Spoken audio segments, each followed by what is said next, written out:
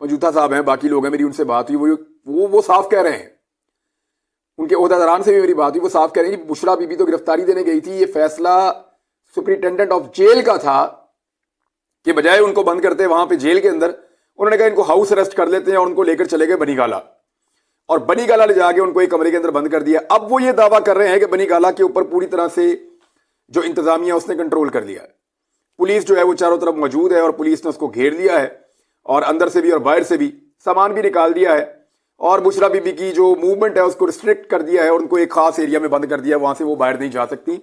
वकील तो ये भी कह रहा था कि अब पर्दे खोलने की भी इजाजत नहीं है तो दरवाजे खोलने की भी इजाजत नहीं है, तो इस तरह की बातें की जा रही थी। बहरहाल फैसला गलत था, मुतनाज़े था और अभी भी है। खासतौर पे तोशाखाना वाला जो फैसला है उसमें देखें, जब तक नवाज शरीफ को सजा नहीं होती, जो बहुत पुरानी बात है, यानी 2008 वाले केसों में नवाज शरीफ, आसिफ अली जरदारी और यूसुफ रजा गिलानी, जिन्होंने तोशाखाना के रूल्स की सरीहन खिलाफ वर्जी की है और खुली खिलाफ वर्जी की है कि गाड़ी के बारे में खास तौर पे मेंशन किया गया है इस कानून में, इसके रूल्स के अंदर, कि गाड़ी नहीं आप ले सकते, पुट्ठे लमक जाओ चाहे, गाड़ी आप ले ही नहीं सकते, तो बगैर पुट्ठे लमके इन्होंने गाड़ियां ले ली। अब इन तीनों बंदों ने गाड़ियां ले ली, 2008 से लेकर अब तक इनका फैसला हो नहीं पाया, तो बहुत जल्दी में और उजलत में फैसला कर दिया गया ज्वेलरी के ऊपर, और उस पर भी जो गवाह था वो इंटरपास आदमी है, वहां पे इंडियन कंपनी में पार्ट टाइम जॉब करता है और स्पेयर पार्ट्स का काम भी करता है। ये वो बंदा है जो ज्वेलरी को कैरेट्स में बताने की बजाय उसको ग्रामों के अंदर बताता है। तो ऐसे बंदे की गवाही के ऊपर एतबार करते हुए जो साबिक वज़ीर आज़म और उनकी अहलिया को सजा सुना दी, सजा तो गलत है, ये तो चैलेंज हो जाएगी, बज़ाहिर नजर आ रहा है कि फैसला ठीक नहीं है, चैलेंज हो जाएगा, ये लोग बाहर आ जाएंगे। लेकिन अब आ जाए इस बात के ऊपर कि ये दरखास्त किसने दी, तो इमरान खान साहब और बुशरा बीबी की तरफ से दरखास्त नहीं दी गई, ये दावा पाकिस्तान तहरीक इंसाफ कर रही है। फैसला किसका था? फैसला सुपरिटेंडेंट ऑफ जेल का था, और उनको भी ये फैसला लाजमन है, इतना बड़ा फैसला वो कर नहीं सकते, तो ये फैसला उनको कहा गया होगा कहीं से, तो उन्होंने ये फैसला किया कि इनको घर भेज दें और वहां पे जेल बना दें।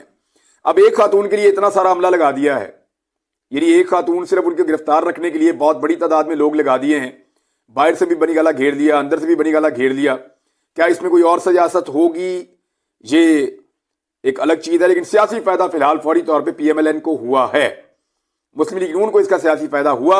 और कैसे हुआ वो मैं आपको बताता हूं। मरियम नवाज ने आज इसके ऊपर बात ही की और करनी ही थी, उन्होंने इसको अपने सियासी फायदे के लिए इस्तेमाल किया। मुस्लिम लीग नून की जानिब से नया बयानिया सामने आया है कि जिसके मुताबिक इमरान खान साहब बदस्तूर लाडले हैं, ये नून लीग का कहना है, और उन्होंने कहा कि जेल में सहूलियात मिल रही हैं, जबकि बुशरा बीबी को मुस्लिम लीग नून के मुताबिक घर में ही नजरबंद किया गया है। और ये इसी कड़ी की एक मिसाल है कि इमरान खान साहब को मुबैना तौर पे अभी तक सहूलियात मिल रही हैं, और ये सहूलियात मरियम नवाज या नवाज शरीफ को माजी में मैसर नहीं थी। भी मरियम नवाज और नवाज शरीफ को माजी में जो सहूलियात मैसर थी जेलों में, अगर वो मैं आपको गिनवाऊं तो आधे से ज्यादा पाकिस्तान जेल में जाना चाहेगा। और जिस तरह 50 रुपए के स्टाम्प पेपर के ऊपर नवाज शरीफ साहब निकल के पाकिस्तान से बाहर चले गए थे और 4 साल के बाद वापस आके वजीर आजम बनने के लिए जो है वो एक्सरसाइज कर रहे हैं, ये भी कहानी किसी से ढकी छुपी नहीं है। लेकिन ये वाला जो केस है ना, इसको अगर आप गौर से देखें ना, तो सवालात तो पैदा होते हैं, और सवालात तब ज्यादा पैदा होंगे जब पाकिस्तान तहरीक इंसाफ इसके ऊपर ऑफिशियली ये नहीं कहेगी कि बुशरा बीबी को जेल में डालो।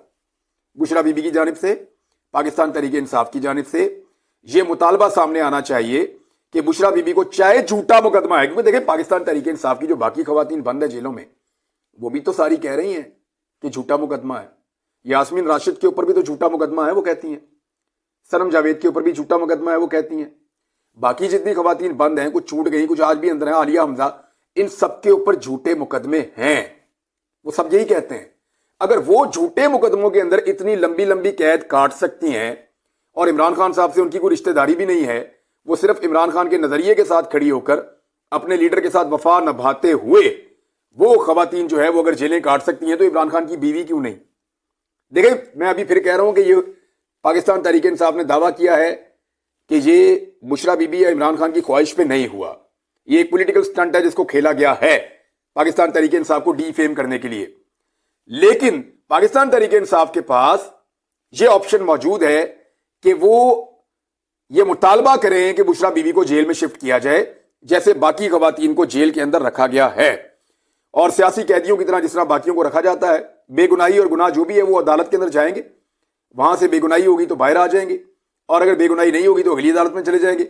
जिस तरह का यह केस है ये तो उड़ ही जाएगा, मैंने आपको इसकी तफसीलात कल बताई थी। लेकिन मेरे ख्याल में इंसाफ का तकाजा यही है। देखें, बुशरा बीबी को मरियम नवाज वाला प्रोटोकॉल तो मिलना नहीं है और वो मिल भी नहीं सकता किसी और को। ये प्रोटोकॉल तो सिर्फ उन्हीं को मिला है। या नवाज शरीफ वाला प्रोटोकॉल इमरान खान को तो मिल नहीं सकता जेल में। हाँ, ये जरूर है कि उनको जेल में जाना चाहिए। अगर वो अपने घर में बहुत भी तंग रहे, मिसाल के तौर पे वो कहते हैं एक कमरे में बंद कर दिया और बहुत ज्यादा घुटनज़दा माहौल कर दिया, तो ये तो एक तरह की जेल ही हो गई ना। अब इसको पॉलिटिकली इस्तेमाल किया जाएगा पाकिस्तान तहरीक इंसाफ के खिलाफ। बनी गाला को तकरीबन कब्जे में ले लिया गया है, ये दावा किया पाकिस्तान तहरीक इंसाफ के लोगों ने। अब देखना यह है कि तहरीक इंसाफ और उसकी क़यादत इस मामले को लेकर बुशरा बीबी के साथ वही सलूक करने का कहेगी जो आम पाकिस्तान तहरीक इंसाफ की वर्कर्स के साथ हो रहा है, या इस इम्तियाजी सलूक को जारी रखने पर राजी हो जाएगी। ये एक बड़ा सवाल है और इस सवाल का जवाब जो है वो बहुत सारी चीजों का फैसला भी कर देगा। अब आ जाइए इस बात के ऊपर कि साइफर का जो है वो एक तफसीली फैसला आ गया है।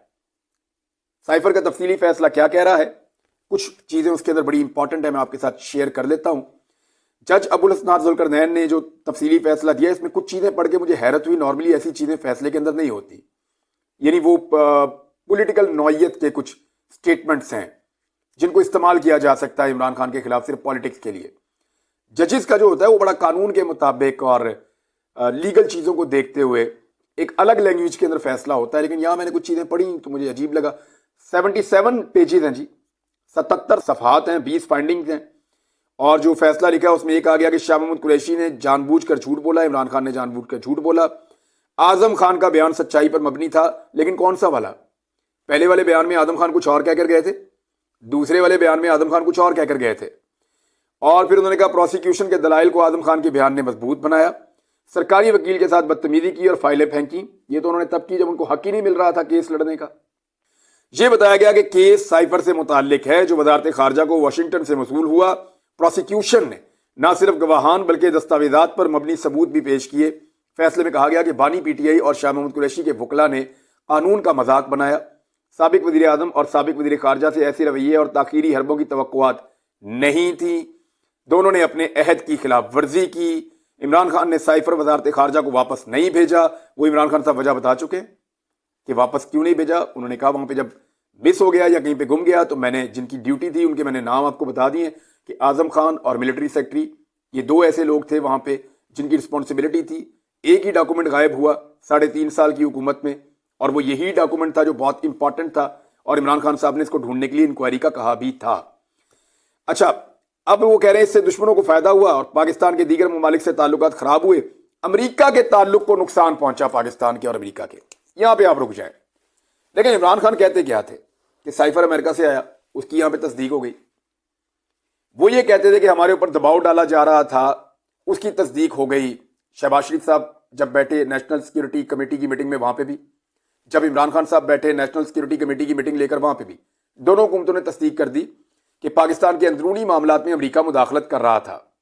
अब अमेरिका पाकिस्तान के अंदरूनी मामले में मुदाखलत करे और पाकिस्तान का वजीर आजम उस मामले को उठाए, तो क्या ये पाकिस्तान से गद्दारी है या ताल्लुकात खराब करने वाली बात है?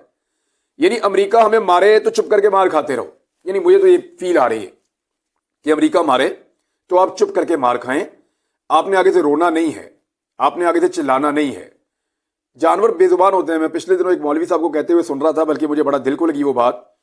उन्होंने कहा घोड़ा जो है वो बड़ा नफीस जानवर है, इसको अगर आपको मारना भी हो ना या इसके साथ थोड़ी सख्ती करनी हो तो उतनी करें जितनी जरूरी है, और मुंह पे बिल्कुल नहीं मारना। वैसे नबी अकरम सल्लल्लाहु अलैहि वसल्लम ने भी मना फरमाया। मुंह पे इसलिए भी नहीं मारना कि इसके हाथ भी नहीं है कि हाथ आगे करके मुंह से रोक ले ये। तो पाकिस्तान जो है वो कोई एक मुल्क है। पाकिस्तान के जो 24 करोड़ लोग हैं वो जीते जागते इंसान हैं, अशरफुल मखलूकात हैं, कोई जानवर तो नहीं है कि कोई मारे तो हम हाथ भी आगे ना करें। ये कैसे हो सकता है कि अमेरिका हमें थ्रेट करे या हमें धमकी भेजे और उसकी मजम्मत भी की जाए, उसको डिमार्श भी किया जाए, लेकिन जब आप आवाज उठाएं और उसके बारे में बात करें तो आपको मना कर दिया जाए। यानी कोई मारता है तो मारे, आपको रोने का हक नहीं है। कोई मारता है तो मारे, आपको शिकायत और शिकवे का हक नहीं है। ये तो मुझे इस तरह की चीज लग रही है, इससे पाकिस्तान और अमेरिका के ताल्लुकात को नुकसान पहुंचा। इस तरह तो अमेरिका की दुनिया में किसी के साथ ताल्लुकात नहीं होने चाहिए। वो हर 6 महीने बाद कोई ना कोई नए राज खोल देते हैं बहुत सारे। यानी जो भी उनके नेशनल सीक्रेट्स हैं वो वक्तन फवक्तन खोलते रहते हैं, और वो जब खुलते रहते हैं तो दुनिया के सामने चीजें आती रहती हैं। उनके अपने वजीर फारिग होने के बाद किताबें लिख देते हैं और लिख के बता देते हैं। यानी ये जो कोंडालीजा राइस ने लिखा या उससे पहले जो मुख्तलिफ और अमरीकी सियासतदानों ने रिटायरमेंट के बाद किताबें लिखी और पाकिस्तान के बारे में और दुनिया के मुल्कों के बारे में इंकशाफात किए, तो क्या अमेरिका में उन सबको सजाएं होगी 10-10 साल की या उम्र कैद या फांसी? कुछ भी नहीं हुआ। जब वो बताते हैं तो कुछ नहीं होता, हम बताते हैं तो हम रो भी नहीं सकते। तो ये तो मुझे इस तरह का तासुर आया इस तफसीली फैसले से। बहरहाल ये बचेगा कुछ भी नहीं, क्योंकि इसमें से तो बयानात भी नहीं हुए और अब तो और बहुत सारी चीजें सामने आ रही हैं और जिस किस्म के लकूना, जिस तरह की गलतियां हैं, ये टिकेगा नहीं। ये हाई कोर्ट में जाके, सुप्रीम कोर्ट में जाके, हर जगह पे ये वाला फैसला जो है ये एक्सपोज होगा। अब देख लें इसको कितनी देर तक ये सस्टेन हो सकता है।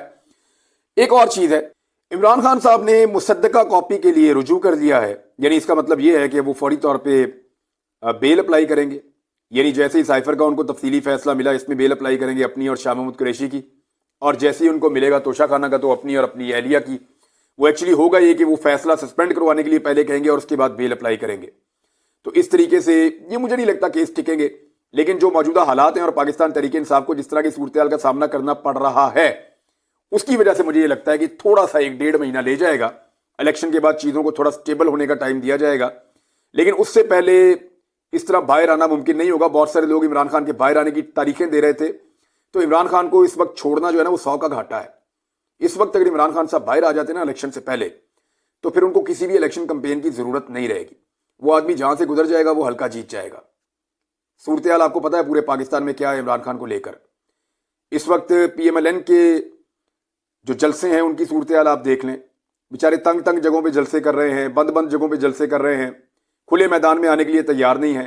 मुझे अच्छी तरह याद है 2013 के इंतखाबात में या 2018 के इंतखाबात में मुस्लिम लीग नून की क़यादत के पास वक्त नहीं होता था। एक एक दिन में 5-5, 4-4 जलसे होते थे। यानी एक तरफ से हेलीकॉप्टर उतरा है, वहां जलसा किया, फिर वहां उतरा, वहां जलसा किया, फिर वहां उतरा, वहां जलसा किया। ये ऐसे शहरों को निपटाते थे। अभी 2-2, 3-3 दिन के बाद एक जलसा आता है और उसके लिए भी पूरे पूरे सूबे की अवाम को इकट्ठा किया जाता है। हर तरफ से लोगों को मिन्नत करके बुलाया जाता है और फिर भी लोग कम, लोगों की तवज्जो भी नहीं है। फैक्ट्रियों के लोग इकट्ठे किए जा रहे हैं, मजदूरों को, बेचारों को, मजबूर गरीब लोगों को। और उनके आगे जब भी सोशल मीडिया के लोग माइक करते हैं वो कहते हैं जी वोट तो इमरान खान को डालेंगे। अब ये जो सूरत हाल है, इस सूरत हाल में इमरान खान को छोड़ना जो है वो बहुत बड़ा घाटा हो जाएगा। और एक वेव है जो दहशतगर्दी टाइप की है पाकिस्तान में। रेहान ज़ेब जो है उसका मर्डर हुआ खैबर पख्तूनख्वा में, बलूचिस्तान में वाकयात हुए, दीगर जगहों पे इक्का दुक्का वाकयात अब रिपोर्ट हो रहे हैं। दाइश की पाकिस्तान में मौजूदगी रिपोर्ट हो रही है। ये वो सारी चीज़ें हैं जो अलार्मिंग हैं और ख़तरनाक हैं। और पाकिस्तान तहरीक इंसाफ के लोगों के ऊपर दाइश क्यों अटैक करेगी, ये बहुत सारे सवालात को जन्म ले रही हैं चीज़ें। तो हम इन पे बाद में बात करेंगे। 2 खबरें और मैं आपके साथ शेयर कर देता हूँ। एक तो पाकिस्तान तहरीक इंसाफ 5 फरवरी को दोबारा इंट्रा पार्टी इंतखाबात करवाने का ऐलान कर चुकी है और शेड्यूल जारी कर दिया गया है। अब वो इंतखाबात करवाना चाहते हैं ताकि इलेक्शन कमीशन का जो एतराज़ है वो भी दूर हो जाए और बाकायदा पाकिस्तान तहरीक इंसाफ के पास उनकी क़यादत मौजूद रहे। और पेट्रोलियम मसनूआत में एक मरतबा फिर इजाफा कर दिया गया है। और ये जो अब इजाफा हुआ है, पाकिस्तान की इकॉनमी की हालत ही ऐसी है, पब्लिक को रिलीफ दिया ही नहीं जा सकता। जिस किस्म की हालत करके गए हैं शहबाज शरीफ साहब, इकॉनमी पे अगला वीलॉग करता हूं मैं और तफसील के साथ आसान जुबान में आपको बताऊंगा कि इकॉनमी के साथ पाकिस्तान के ऊपर किस किस्म का डाका डाला गया है, क्या हालत कर दी पाकिस्तान के लोगों की और पाकिस्तान की इकॉनमी की। ये मैं आपको अगले वीलॉग में बताऊंगा और वो कैसे संभलेगी इसके ऊपर भी बात करेंगे। बहुत सारे सर्वेज भी इस हवाले से आ रहे हैं, आलमी रिपोर्टें भी इस हवाले से आ रही हैं, वो सारी मैं आपके साथ शेयर करूंगा। लेकिन इलेक्शन से बिल्कुल पहले पेट्रोल की कीमत में 13 रुपये 55 पैसे का इजाफा कर दिया गया है और पेट्रोल की जो नई कीमत है वो लगभग 273 रुपये मुकर्रर कर दी गई है।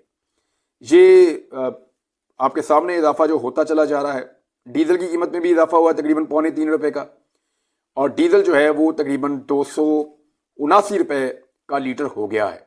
ये सारा कुछ इसलिए हो रहा है कि PDM की हुकूमत पाकिस्तान को एक ऐसे गड़े में फेंक कर गई जिससे निकलना बहुत जल्दी मुमकिन नहीं है। अब तक इतना ही। अपना ख्याल रखिएगा, अपने चैनल का भी। अल्लाह हाफिज़।